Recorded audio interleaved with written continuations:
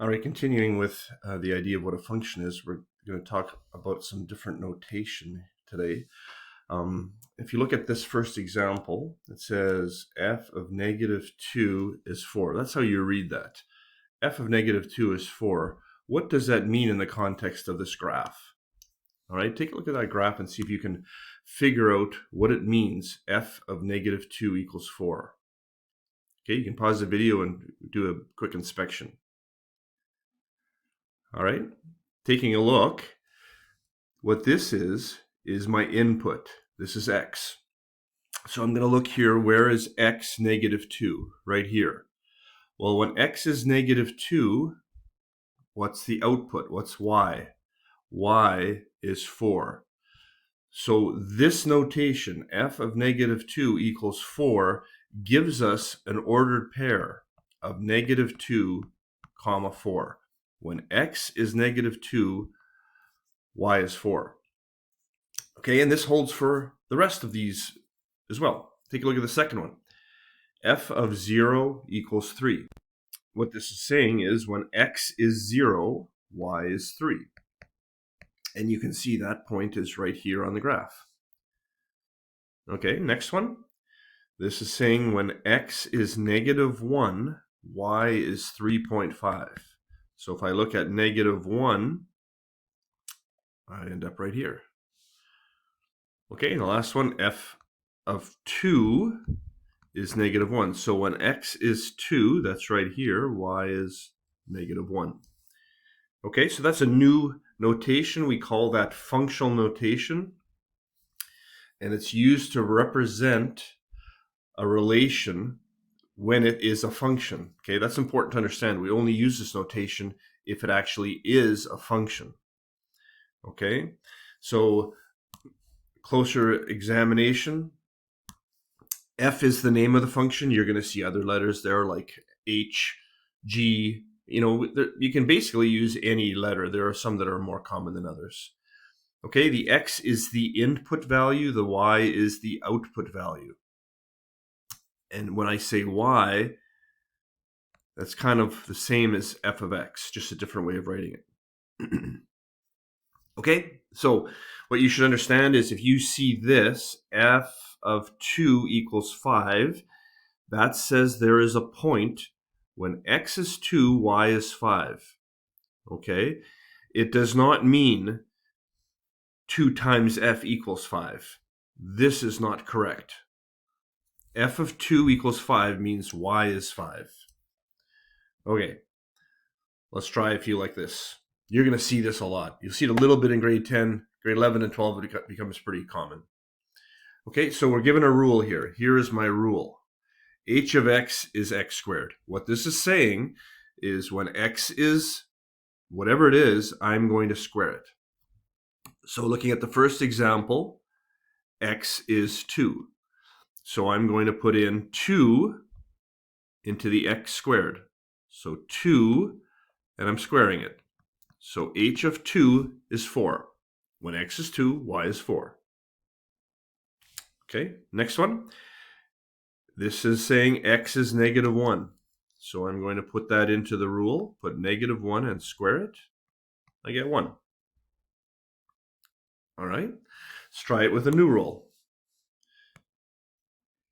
Here's another rule. G of x is negative 3x minus 2. So it's going to take x multiplied by negative 3 and then take away 2. So here we have x is negative 2. So I'm going to write negative 3. And where x is, I put negative 2 minus 2. This is 6 minus 2, which is 4. Okay, next, g of 0. So this is saying x is 0. So negative 3 times 0 minus 2. This will be negative 2. Okay, skip that one for just a second. I'll come back to it. Let's go over to the third rule. The third rule is f of x is 2x plus 5. Again, you can see we're using different letters for the function. That's not really important. Whatever is given, that's what it is. Here it says f of 7. So x is 7. I get 19. Next one, f is negative 3, so 2 times negative 3 plus 5. This is negative 6 plus 5, which is negative 1. And then I would put a star by this one, because, boy, I see mistakes with this one a lot. Do you see how this is different than that one? Okay, this is not saying x is 17. This is actually saying y is 17. The question here is, what is x? All right, so if I look up to the formula, I know that f of x is 2 times x plus 5. That's the rule that I'm given up there. And we're being told that f of x is 17. That's like saying y is 17. And the question here is, how do I solve for x? So using your algebra that you learned in grade 7 or grade 8, you take away 5 from both sides, and then divide by 6. Or sorry, divide by 2, and you get x is 6. So what does that mean? You don't need to write this, but this is saying when x is 6, f of 6 will give me 17.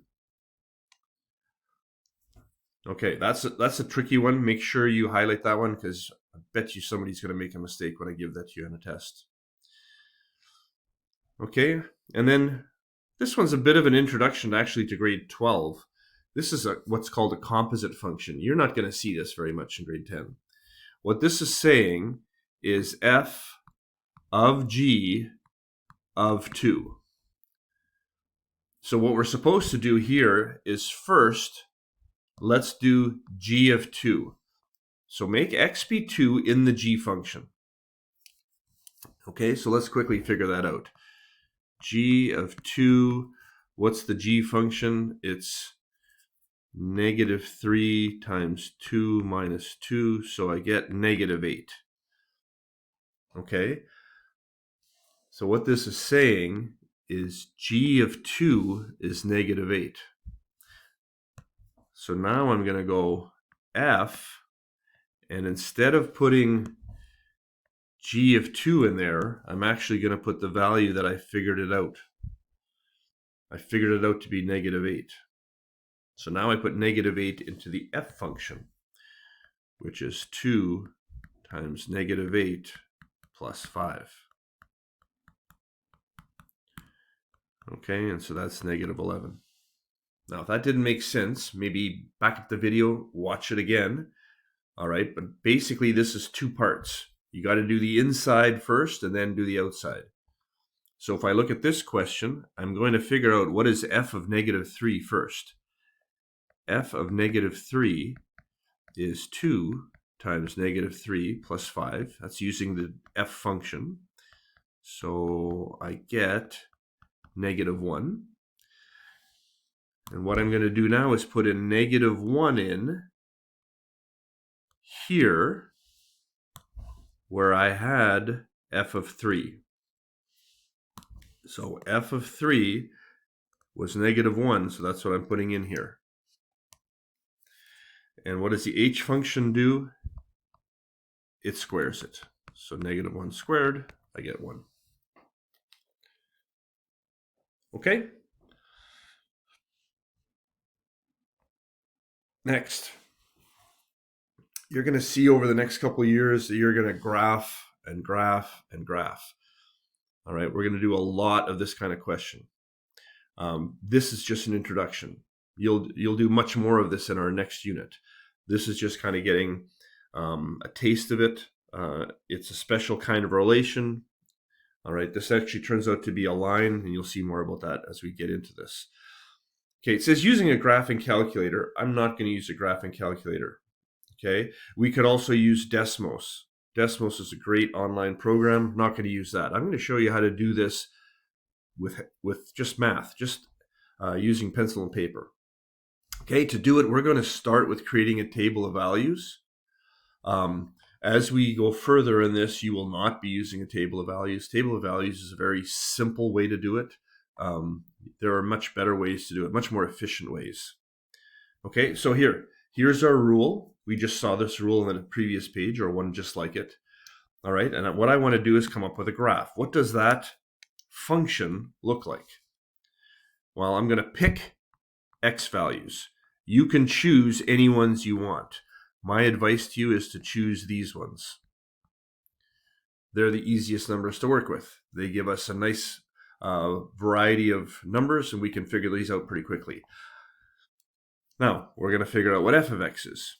I think you can do this in your head, but I'll do the first one by writing it out.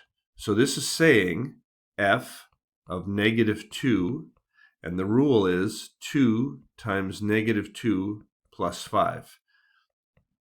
This gives me 1. Okay, that's an ordered pair.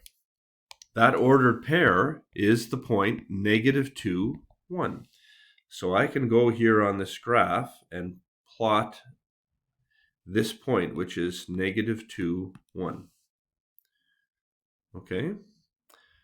Now if I try the next one, if x is -1, and I put it into that function, I'm going to get -2 plus 5, which would give me 3. So at -1, I'm going to have 3. So let's write -1, 3.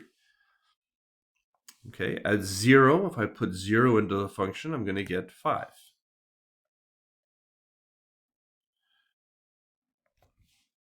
Okay, by the way, when you're graphing, a couple of things to do. Usually I will just give you a Cartesian plane like this, which is just the 2 lines. All right, I don't really like these tick marks because they're usually not very accurate. I would much rather you plot a point and label it. You know, give me the address. Tell me what the coordinate point is. Okay, 2 more points. If x is 1, I end up with 7. If x is 2, I end up with 9.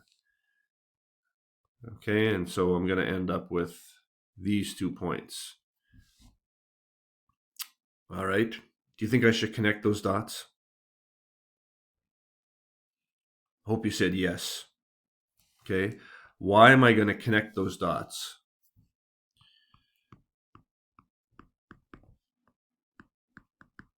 Well, this is what we call a continuous function. Okay, why is it continuous? Because I could actually pick any x value I want. Okay, so when I picked -2 and -1, I could have picked -1.5. I could have picked -1.6. In fact, this line will go on forever in both directions, so I'm going to use arrows. I would highlight that. If you don't put arrows, I will take off half a mark. You have to have arrows. It's a continuous graph that goes on forever. Okay? So that's your first taste of that. You will see more of this kind of stuff. For now, just keep that one in mind when you see that for homework. Okay? Last example here, kind of a word problem. And wow, do people make mistakes on this one. So I'll go over this a little bit slowly. I'll try to highlight everything that needs to be highlighted here. Okay, first of all, it says there's an equation. Now I see V and D. That's the same as Y and X. Okay, it just says V is liters and D is kilometers. All right, first it says describe the function and then write the equation in function notation. All right, what this is saying is the volume of gas depends on the distance traveled. Okay, volume, this is the dependent variable here. This is dependent. That's our output. Okay, this is our independent variable. It's our input. So for example, I can put in, let's say I want to drive 100 kilometers. Then I can figure out how much volume will be left in the tank. Okay, write it in function notation. The easiest thing you're going to see and the one you're going to make the most mistakes on. This is all you got to do.